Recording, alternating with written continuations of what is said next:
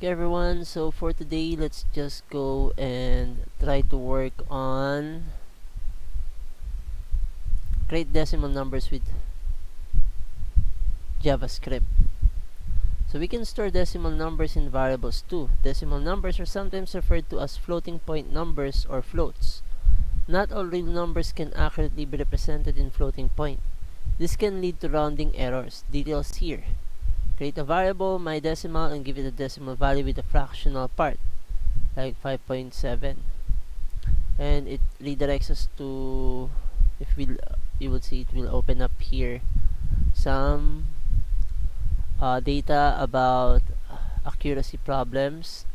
The fact that floating point numbers cannot precisely represent all real numbers and that floating point operations cannot precisely represent true arithmetic operations leads to many surprising situations. This is related to the finite precision with which computers generally represent numbers. For example, the non-representability of 0.1 and 0.01 in binary means that the result of attempting to square 0.1 is neither 0.01 nor the representable number closest to it in 24-bit single precision representation.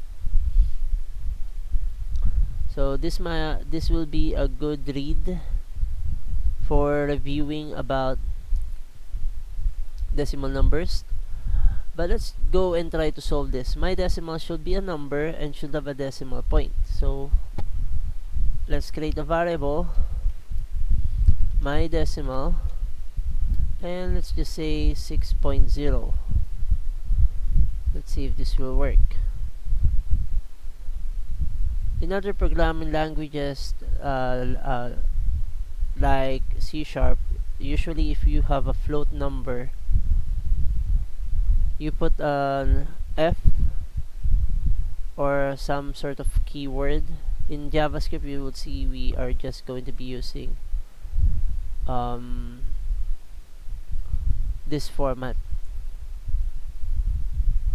a decimal point. Okay, so let's go and 6.1 float number, and that's the correct answer.